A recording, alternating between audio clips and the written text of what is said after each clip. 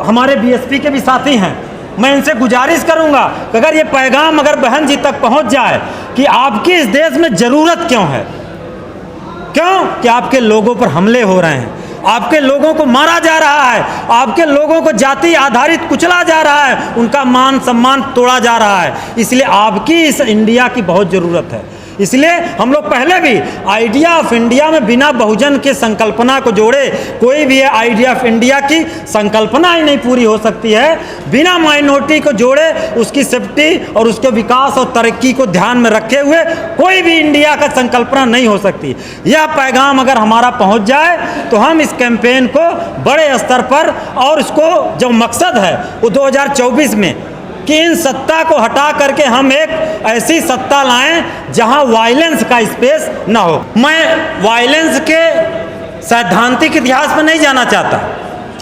जहां से वर्ण व्यवस्था बनी, जहां से जाति व्यवस्था को नॉर्मलाइज किया गया, और जाति व्यवस्था कैसे नॉर्मलाइज किया गया कि कैसे किस कम्युनिटी को रोजमर्रे की जिंदगी में हमें कैसे पेश आना है, किसी को कहाँ उठना है, कहाँ बैठना है, चप्पल लेकर चलना है, किसके दरवाजे से निकलना है, ये सदियों से नॉर्मलाइज किया गया है। लेकिन जिस तरीके का दलित असरसन हुआ, बैकवर्डों का असरसन हुआ, पूरा बहुजन मूवमेंट खड़ा हुआ, आज समता की चेतना की जो बात शुरू हुई है, धीरे धीरे हम इंसानियत की तरफ बढ़ रहे हैं और एक समाज ऐसा बनाने की कोशिश कर रहे हैं जिसमें सब मान सम्मान और समता के साथ रह सके। और उसकी कड़ी बहुत पुरानी है, लेकिन उसमें एक चीज़ नया जुड़ गया है। पिछले एक दशक में जिस तरीके से जाति आधारित हिंसा तो होती रही है, आए दिन दलितों के टोले पे हमले होते ही रहे हैं, आए दिन उनके बस्तियों को जलाया ही जाता रहा है। लेकिन जब इस देश में टारगेट करके ट्रेन के अंदर किसी मुसलमानों को शूट किया जाता है तो ये चिंता करने की बात है। और इस कैंपेन की सार्थकता यही है, यही है कि कैसे कोई व्यक्ति इतना नफरती हो सकता है, इतना जहरीला हो सकता है कि चलते हुए ट्रेन में सवारियों को उसका मजहब, उसकी पहचान देख करके गोली से मार देता है। और इतना ही नहीं, आज के डेट में ट्रेन से चलना, मार्केट में चलना, कब किसकी आइडेंटिटी को टारगेट करके उसकी हिंसा हो जाए या कोई कह नहीं सकता। और वायलेंस के खिलाफ आज से नहीं, तथागत बुद्ध से लेकर के अंबेडकर और फूले तक आप चले जाइए, कबीर, पीपा, रैदास, धन्ना, सबने कहा है कि सौहार्द को कैसे बचाया जाए। तो दूसरी चीज कि ये जो कैंपेन तब तक सार्थक नहीं होगा, या हम कहें कि वायलेंस फ्री इंडिया बनाएंगे कैसे, क्योंकि वायलेंस तो स्टेट पोषित हो रहा है, सत्ता संपोषित हो रहा है, सत्ता द्वारा किया जा रहा है। मैं कुछ दिन पहले human right activist Colin Gonsalves साहब को सुन रहा था।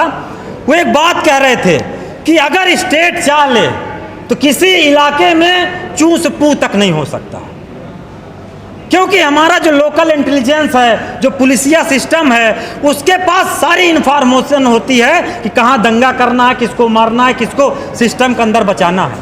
इलाहाबाद के अंदर क्या हुआ हम सब जानते हैं। और यही नहीं, जैसे ही सब सरकार आई नरेंद्र मोदी साहब की, ऊना में किस तरीके से दलितों की चमड़ी खींच ली गई और एक बड़ा मूवमेंट वहाँ से खड़ा हुआ। और आज तमाम छोटे छोटे दलों को, चाहे वो स्टेट लीड कर रहे हों या अपने एक हैसियत में, क्षमता में कम हों, लेकिन उनको एक जोड़ने की पहल एक राष्ट्रीय स्तर पर शुरू हुई है जिसका नाम दिया गया इंडिया अलायंस। उसके बहुत सारे पार्टनर्स यहाँ मौजूद हैं, हमारे प्रोफेसर मनोज झा भी उनमें से एक हैं, हम उनको सुनेंगे। लेकिन मैं उनसे जरिए या आप सबके जरिए इस कैंपेन के पीछे जो ये है कि कोई भी इंडिया या कोई भी आइडिया ऑफ इंडिया बिना दलित के पूरा नहीं हो सकता।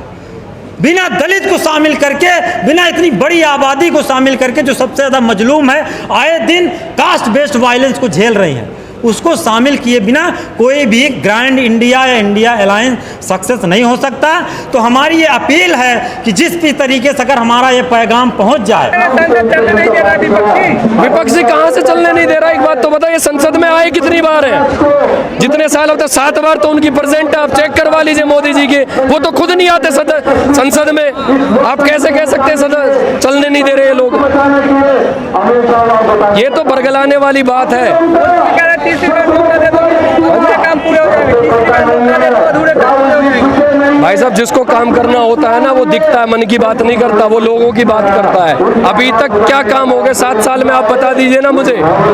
अगर वो काम हुए जनहित में, क्या हुआ, किसको फायदा बोला? बेरोजगारों को इनकी सरकार के बड़े बड़े मंत्री बड़े बड़े वो सपने दिखाने तो गए कि हम इंडस्ट्रीज लगाएंगे, उनसे कहते हैं तुम पकौड़े तलो, और उसके लिए इंसिस्ट करते हैं। अगर मैं ये कहता हूं कि मैं इतना ग्रेजुएट हूं, मैं इतना पढ़ा हूं, मेरे परिवार ने मेरे ऊपर पैसा लगाया है, तो मैं पकौड़े तलूंगा, तो वो कहते हैं क्या दिक्कत है?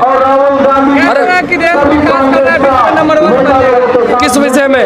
कर्ज में मुस्लिम कर्ज में इतना कर्ज हमारे भारत के ऊपर बढ़ गया, उसमें तो नंबर 1 है। आप एक बार बताइए, आजकल हमारे देश में ये हाल हो गया है कि भाई भाई से लड़ने को लिए तैयार है। अगर इनको करना है तो योग्यता, शिक्षा, चिकित्सा, इस चीज को बढ़ावा दें, उसके साथ लड़े।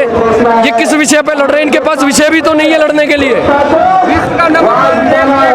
हेलीकॉप्टर 70 साल में हुए हैं, तो जो ये कहते हैं ना 70 साल में क्या हुआ है, वो 70 साल में सब कुछ बनाए हुए उन्हीं में बैठ के घूम रहे हैं लोग। कोई नई चीज क्या लाए हैं वो बताओ ना। 9 साल में मॉडर्न कर रहे हैं, मॉडर्न। किस विषय में मॉडर्न कर रहे हैं? दंगों में नई तरीके के एजेंडे उठा दे। मणिपुर का दंगा किसी को याद नहीं है, मगर आज अगर आप देखें तो मेवात का दंगा सबको मालूम है, एक बच्चे को पता है। वहाँ हिंदू नहीं रहते क्या?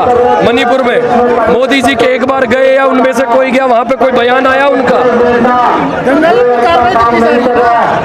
भाई साहब, दंगइयों पे कार्रवाई का मतलब क्या है? आप ये बताइए ना मुझे कि हमारे देश का जो नौजवान है वो सड़कों पे भटक रहा है और हमारी बहनों के साथ में अत्याचार हो रहा है, उसके बाद हम कह रहे हैं कि दंगइयों पे अत्याचार हो रहा है। की पार्टी है। हाँ जी, भ्रष्टाचारियों की पार्टी है।